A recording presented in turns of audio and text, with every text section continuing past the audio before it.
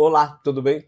Essa semana um aluno me perguntou qual é o conhecimento que ele precisa ter para atuar no direito médico e da saúde. Então, eu pensando nisso, eu resolvi, né, ter esse bate-papo com vocês aqui, para a gente falar sobre os 5 pilares do conhecimento para atuar no direito médico. Mas antes de nós falarmos sobre quais são os conhecimentos que você precisa ter, eu gostaria de fazer uma divisão didática aqui para você entender o que é o direito médico e o direito da saúde.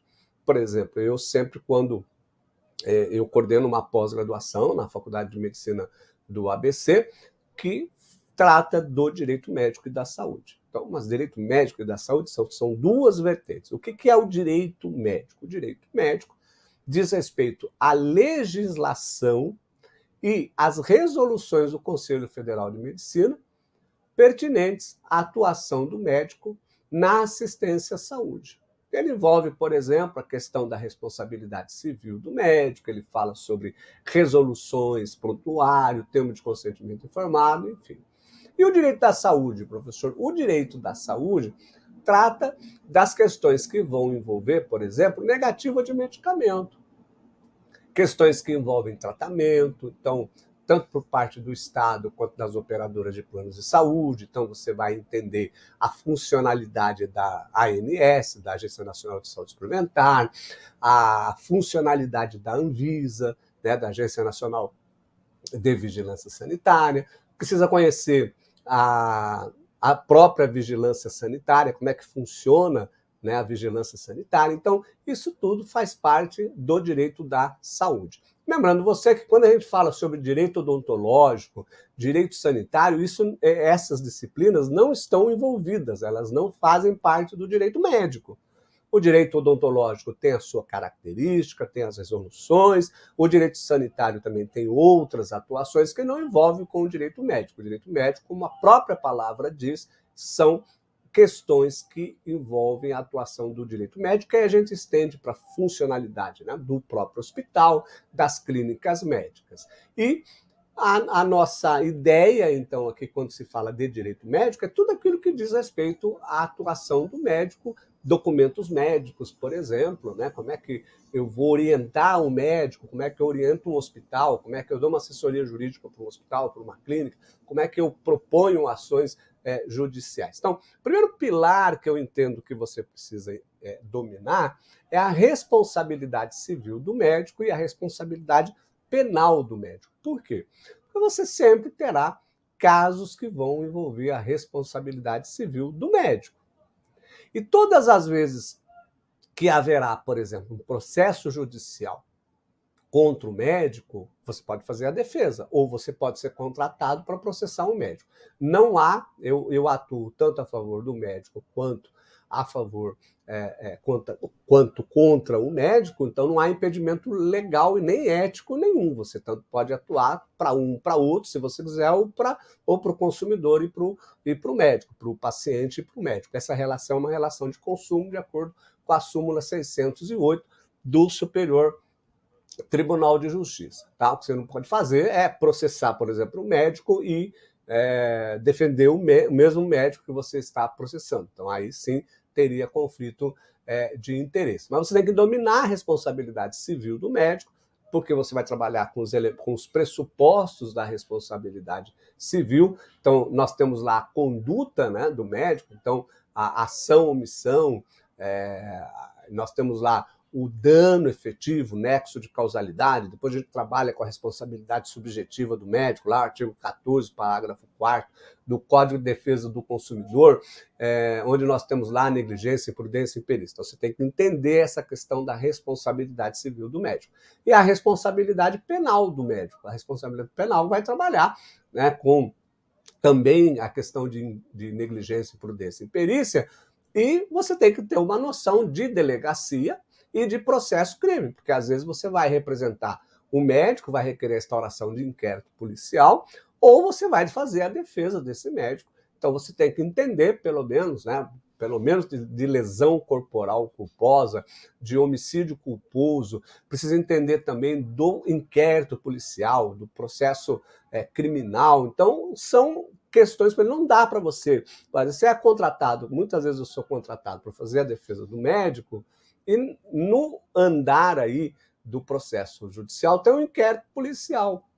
Então não dá para você chegar para o médico e dizer assim, olha, eu só faço civil, penal aqui eu não faço. Claro, quando você fala do direito penal, da responsabilidade penal do médico, isso é bem restrito. Por quê? Porque você vai trabalhar só com a questão que envolve lesão corporal culposa ou homicídio culposo, que é isso se virar um processo crime, né? Não vai ter tribunal do júri, porque é uma lesão corporal culposa, um homicídio culposo. Então, não tem nada a ver aí com a questão que vai envolver tribunal. Então, é muito simples. Então, é interessante que você conheça, né, que a responsabilidade civil do médico e a responsabilidade penal do médico. Então, esse é o primeiro pilar.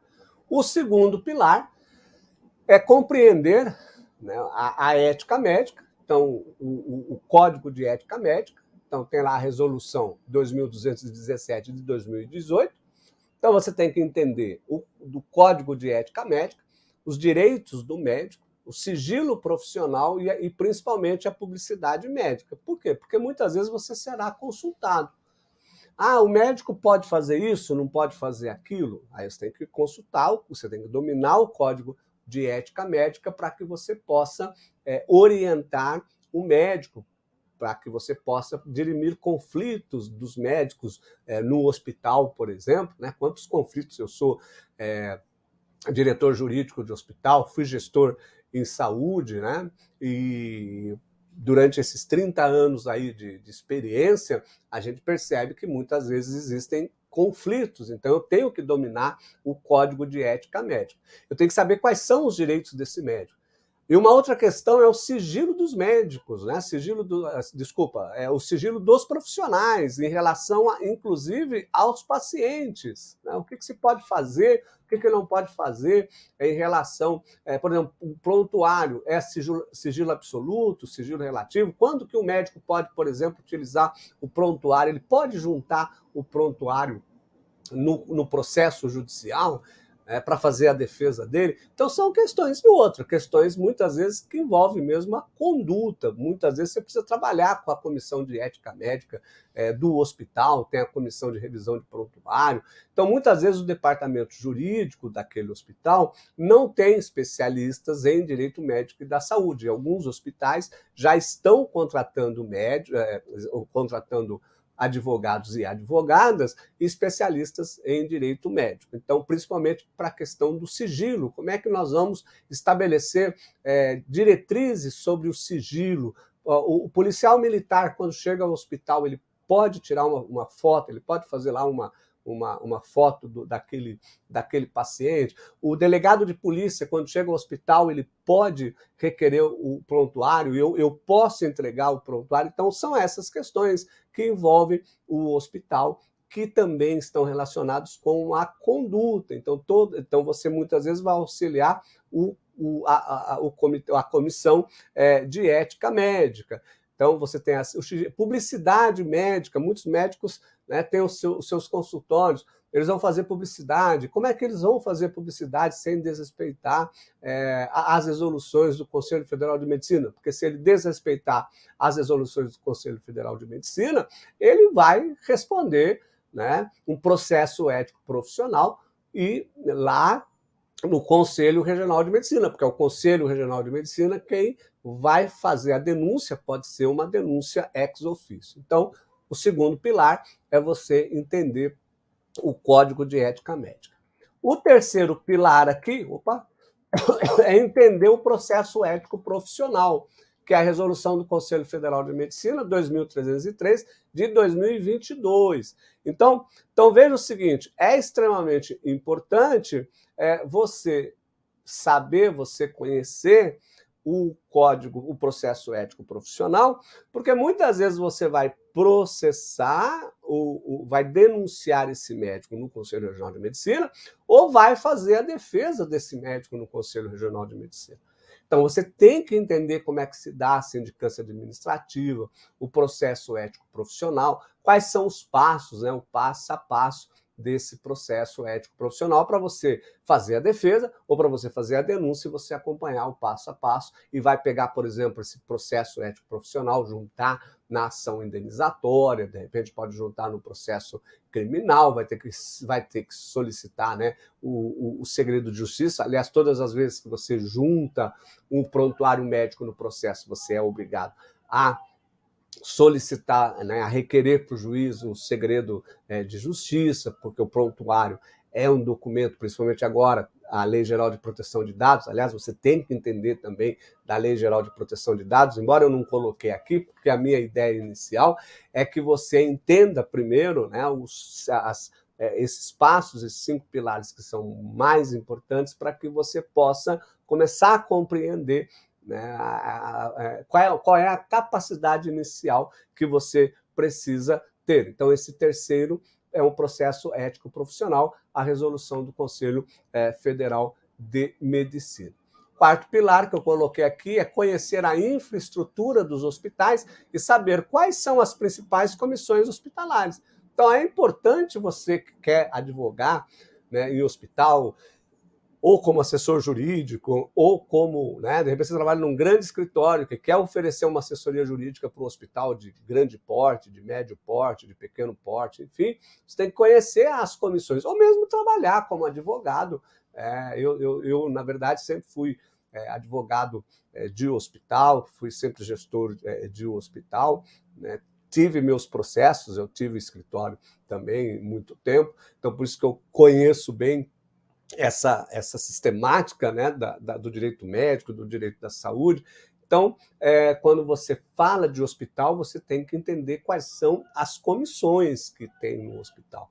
Então, você tem, por exemplo, comissão de ética médica, comissão de ética médica, por exemplo, quando um paciente falece, né, ele vem a óbito, a comissão de ética médica se reúne para fazer a avaliação da conduta daquele médico e, a partir daí, eles mandam, né, a sindicância para o Conselho Regional de Medicina.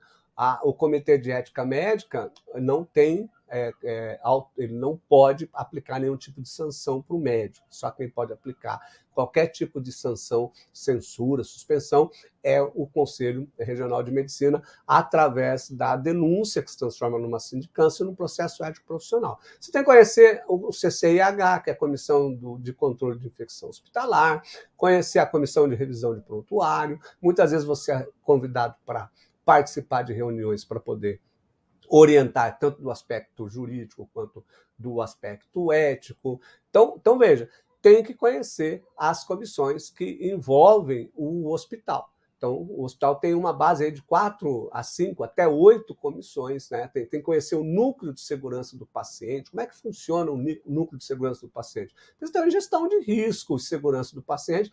Então, por quê? Porque quem trabalha com o hospital, no hospital, o advogado, né, o assessor jurídico, ele tem que entender a função desses departamentos que estão no hospital para ele poder diminuir os eventos adversos, tá certo? Então, eu coloquei aqui como quarto pilar, conhecer a infraestrutura dos hospitais e saber quais são as principais comissões hospitalares. E o quinto pilar aqui é conhecer algumas ferramentas de gestão para implantar processos preventivos. E aí nós voltamos a falar um pouco sobre gestão mesmo, sobre gestão em saúde. Então, quando eu falo sobre gestão em saúde, eu estou falando, por exemplo, de processos, mas aí não tem nada a ver com judicialização. Imagine eu preciso implantar um compliance em saúde, eu preciso implantar a Lei Geral de Proteção de Dados, tem muito hospital que ainda não fez a implantação, muitas clínicas que não implantaram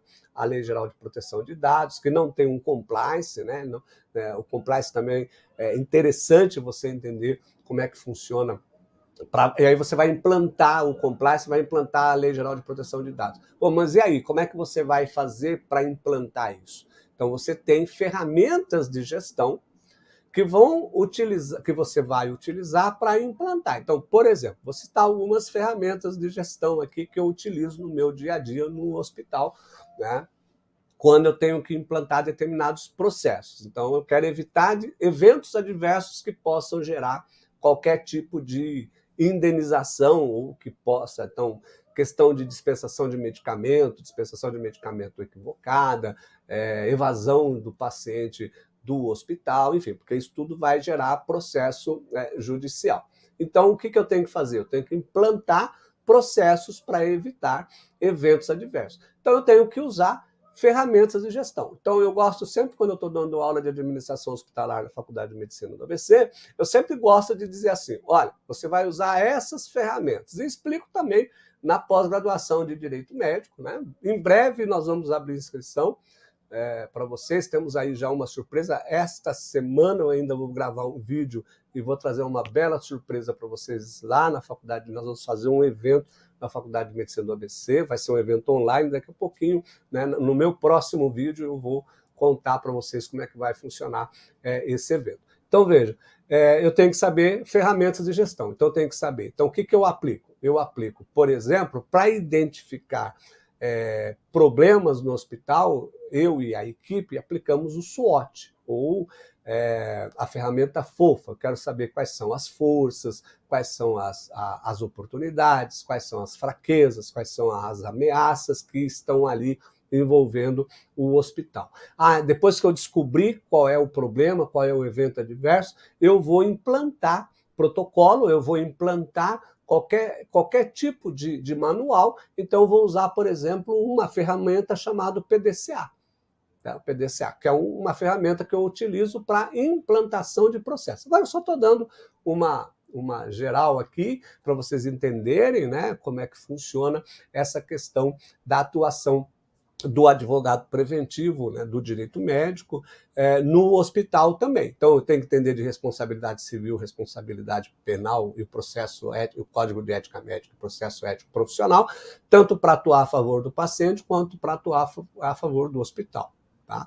E se eu for trabalhar no hospital, eu tenho que saber de tudo isso e mais as ferramentas de gestão. Então, eu trabalho basicamente com 3 ferramentas de gestão. Eu trabalho com o SWOT, que é um tipo de ferramenta, existem diversas. Eu trabalho com PDCA e trabalho também com diagrama de Chical. Eu, como gestor, né, eu, na função de advogado, muitas vezes eu preciso fazer a implantação de um processo, eu preciso melhorar, por exemplo, o termo de consentimento informado, eu preciso melhorar o prontuário, vou me reunir com a comissão de prontuário, vamos implantar essa inovação, né, essa modificação, vamos fazer uma revisão, e na implantação do processo eu uso, então, essas ferramentas, conforme eu falei para vocês, ok? Então, batemos esse papo aqui só para você saber quais são, né, os 5 pilares que você precisa dominar para atuar no direito médico e também no direito da saúde. Vamos falar em breve sobre o direito da saúde